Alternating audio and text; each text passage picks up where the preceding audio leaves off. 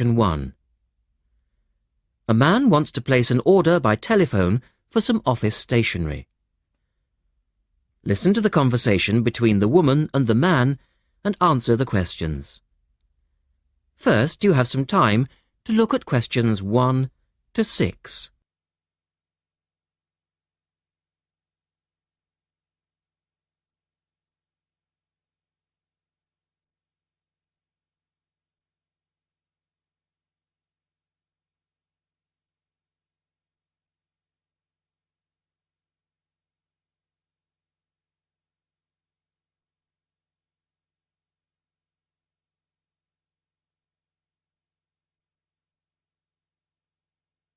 You will see that there is an example which has been done for you. On this occasion only, the conversation relating to this will be played twice.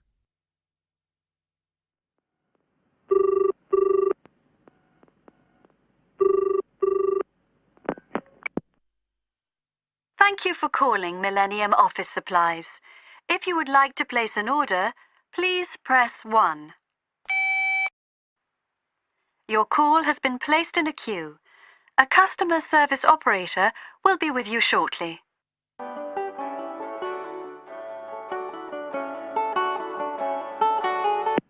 Gina speaking. How can I help you? Oh, hello. I'd like to order some stationery, please. And who am I speaking to? John Carter. The man says his name is John Carter. Now we shall begin. You should answer the questions as you listen because you will not hear the recording a second time. Listen carefully and answer questions 1 to 6.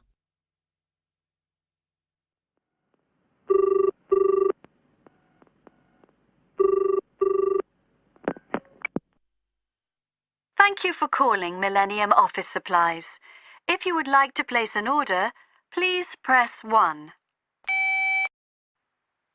Your call has been placed in a queue. A customer service operator will be with you shortly.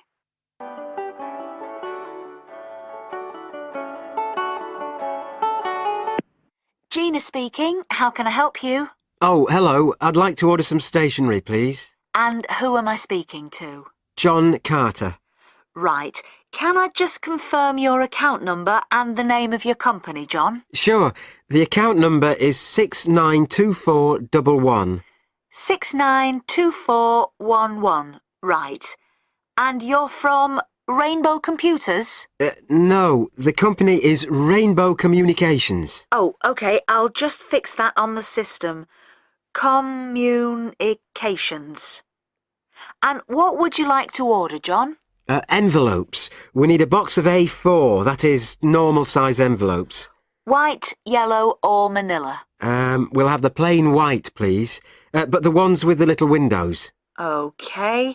1 box, A4, white. Just the 1 box, was it? On second thoughts, make that 2 boxes. We go through heaps of envelopes. As a matter of interest, are they made from recycled paper? No, you can't get white recycled paper. The recycled ones are grey, and they're more expensive, actually. Right, we'll stick to white then. Something else, John? Yes, we need some coloured photocopy paper. What colours do you have? We've got purple, light blue, blue, light green, whatever you want, pretty much. There are 500 sheets to the pack. Right, let's see. We're going to need a lot of blue paper for our new price lists. So can you give us 10 packs, please? Make sure it's the light blue, though. 10 packs of the light blue. The woman asks the man if he needs anything else. Look at questions 8 to 10.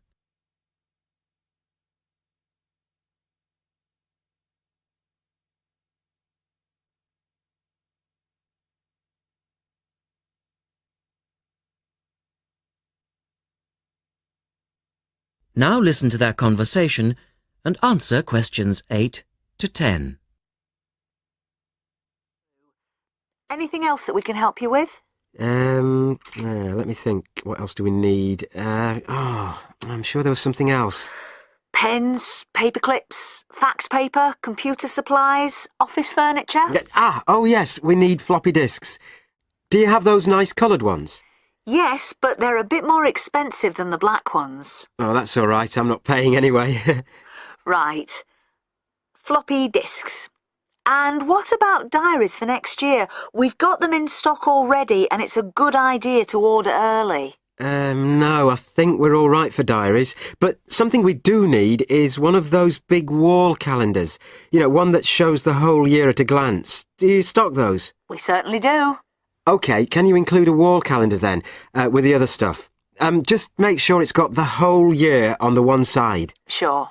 And do you have a copy of our new catalogue? No, I don't, but could you send one? Yes, I'll pop one in with the order. You'll find it a lot easier to remember what you need if you have our catalogue in front of you next time. Yes, good idea. And when can you deliver this? Should be with you tomorrow morning. Can you make sure that it's not after 11:30am? Because I have to go out at 12. There's only myself here on Fridays. Fine. I'll make a note on the delivery docket that they should deliver before 11:30. Thanks very much. Thanks.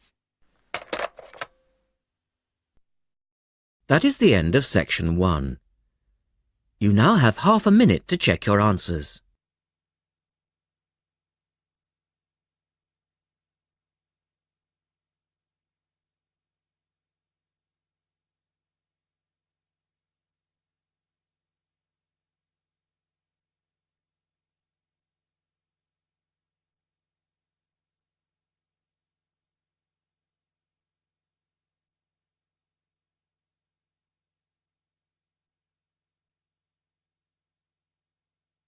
Now turn to section 2 on page 113.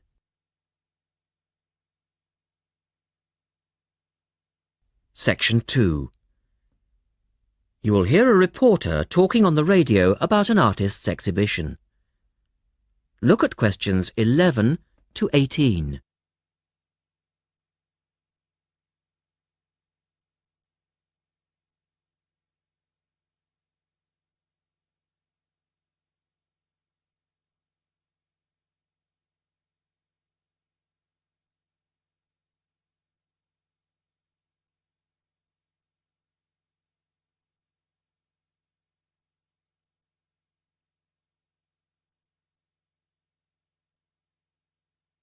As you listen to the first part of the talk, answer questions 11 to 18.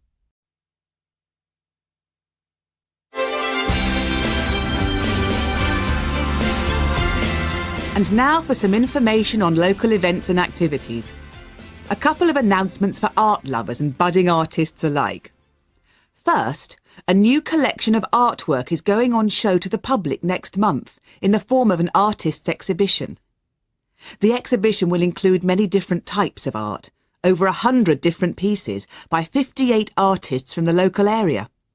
It's being held at the Royal Museum, which, for those of you who are unfamiliar with the area, is located opposite the library in West Street, right on the corner. The actual address is number 1 Queen's Park Road. It isn't difficult to find. The exhibition will run for 9 weeks and will begin on the 6th of October and continue until the 10th of December. So there's plenty of time for you to go along and have a look, and I'm sure that will be worth doing. What will you see there? Well, amongst the items on display will be some exciting pieces of modern jewellery, furniture, ceramics, metalwork and sculpture. To give you some examples, local artist Kate Main will be there to discuss her collection of pots and bowls that she has made to resemble garden vegetables. They're the sort of thing that would brighten up any dining table and range from things like yellow cabbage-shaped bowls to round tomato-shaped teapots. Prize winner Cynthia Corse will also be there to talk about her silver jewellery, all of which she produced using ideas from the rural setting of her country home. Some of her rings are quite extraordinary and have beautiful coloured stones in them. Or, if you prefer sculpture, there's plenty of that too. Take, for example, Susan Cupp's sculpture of 25 pairs of white paper shoes. It sounds easy, but believe me, it looks incredible. All of these items, along with many others, will be on sale throughout the exhibition period. As part of the exhibition, there will be a series of demonstrations called Face to Face, which will take place every Sunday afternoon during the exhibition, and these will provide an opportunity for you to meet the artists. Now look at questions 19 and 20.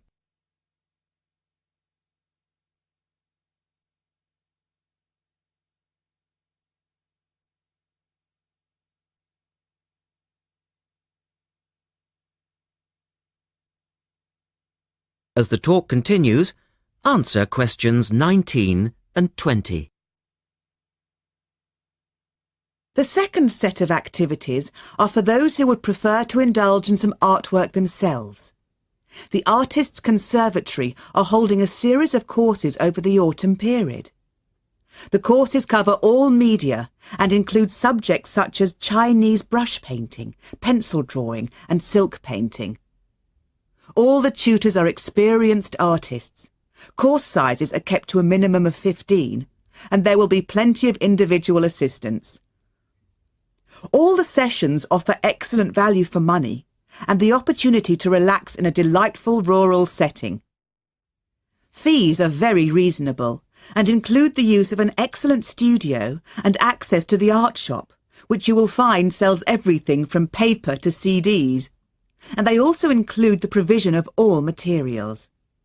For more information on dates, cost and availability, you should get in touch with the programme coordinator on 4592 839 584 or go direct to the website, which you will find is...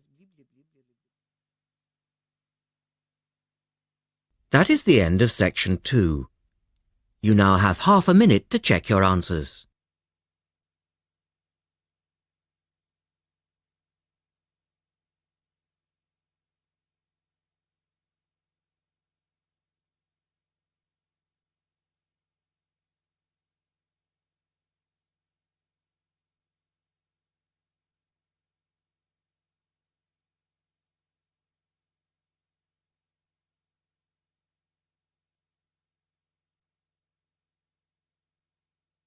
Now turn to section 3 on page 114.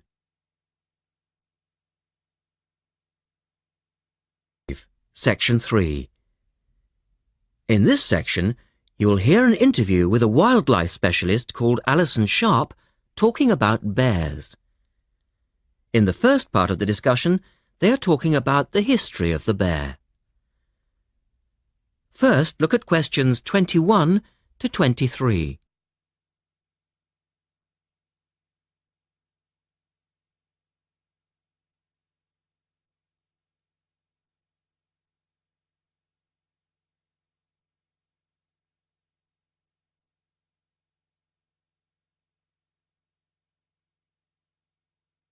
Now listen to the first part of the interview and answer questions 21 to 23.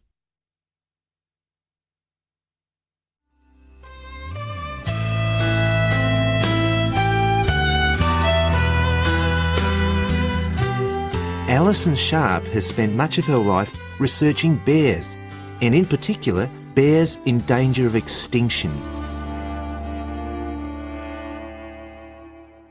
She is the author of a recent book on bears, and we welcome her to the studio today. Thank you. Delighted to be here. First of all, can you give us a quick overview of the history of the bear family?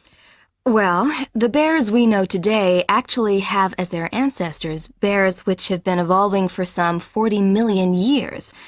We have fossils of the earliest true bear, and it's important to emphasize this because some creatures are called bears but are not. Such as koalas, for instance. Yes, exactly. Fossils of the true bear show a small dog-size animal with characteristics that show a blending of dog and bear traits. So the general belief is that dogs and bears were of the same family? Yes, that's the theory. And then we see the arrival of the early cave bear. We know from cave drawings that Neanderthal man used to worship this bear and at the same time fear it. Understandable, perhaps. Yes, but they need not have worried because the cave bear only ate plants. In fact, the cave bear survived 2 ice ages, but then became extinct. In the second part of the interview, Alison talks more about the situation of bears today. Look at questions 24 to 30 first.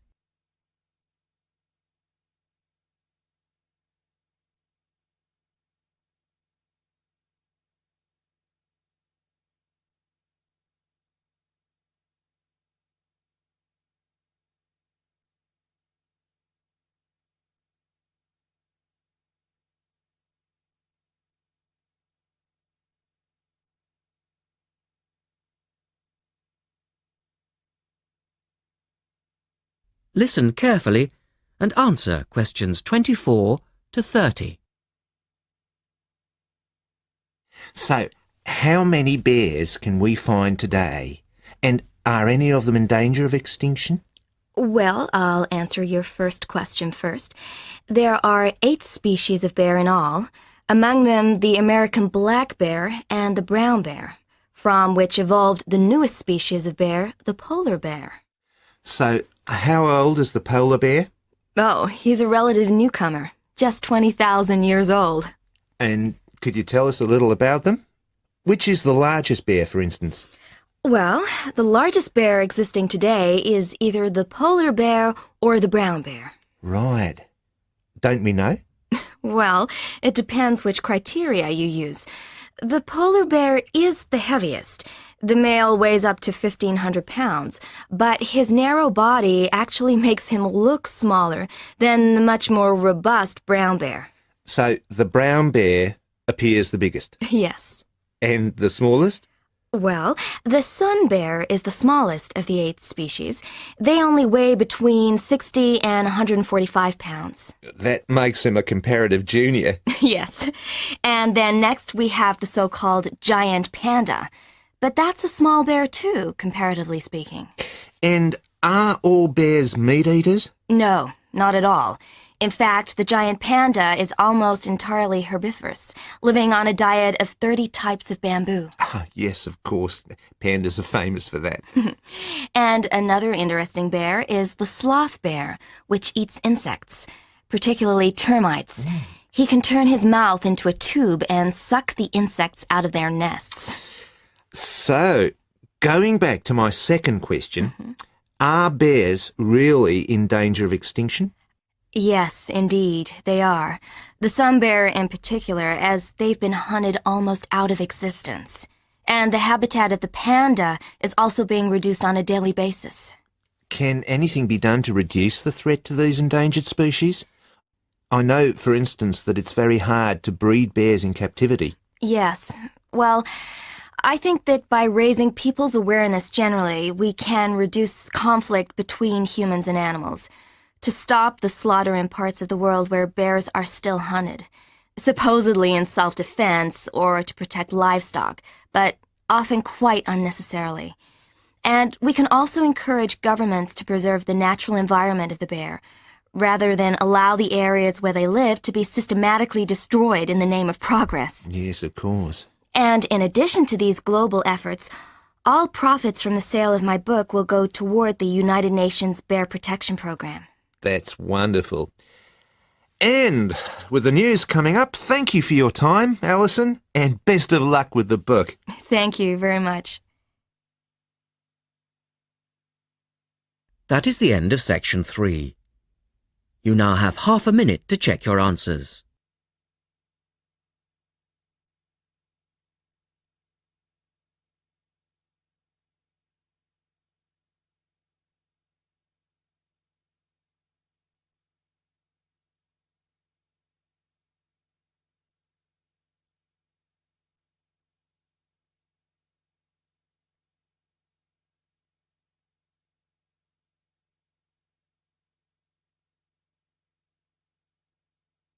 Now turn to section 4 on page 116.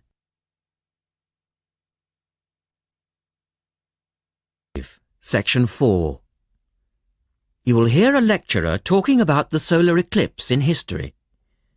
First, you have some time to look at questions 31 to 36.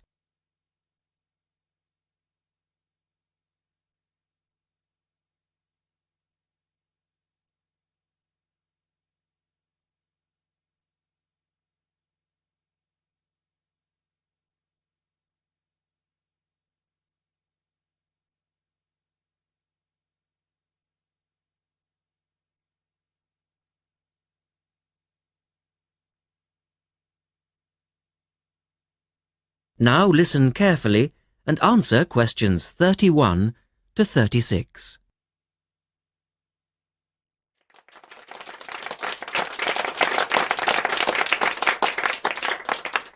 Good evening, and welcome to this month's Observatory Club lecture.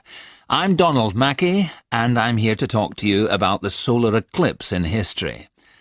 1,000 years ago, a total eclipse of the sun was a terrifying religious experience. But these days, an eclipse is more likely to be viewed as a tourist attraction than as a scientific or spiritual event. People will travel literally miles to be in the right place at the right time to get the best view of their eclipse. Well, what exactly causes a solar eclipse when the world goes dark for a few minutes in the middle of the day? Scientifically speaking, the dark spot itself is easy to explain. It's the shadow of the moon streaking across the Earth. This happens every year or two, each time along a different, and to all intents and purposes, a seemingly random piece of the globe. In the past, people often interpreted an eclipse as a danger signal heralding disaster, and in fact the Chinese were so disturbed by these events that they included among their gods one whose job it was to prevent eclipses. But whether or not you're superstitious or take a purely scientific view, our earthly eclipses are special in three ways. Firstly, there can be no doubt that they're very beautiful. It's as if a deep blue curtain had fallen over the daytime sky as the sun becomes a black void surrounded by the glow of its outer atmosphere. But beyond this, total eclipses possess a second, more compelling beauty in the eyes of us scientists, for they offer a unique opportunity for research. Only during an eclipse can we study the corona and other dim things that are normally lost in the sun's glare. And thirdly, they are rare. Even though an eclipse of the sun occurs somewhere on Earth every year or two, if you sit in your garden and wait, it will take 375 years on average for one to come to you. If the moon were any larger, eclipses would become a monthly bore. If it were smaller, they simply would not be possible. The ancient Babylonian priests, who spent a fair bit of time staring at the sky, had already noted that there was an 18-year pattern in their occurrence, but they didn't have the mathematics to predict an eclipse accurately. In the second part, the speaker talks about a number of scientists. Look at questions 37 to 40.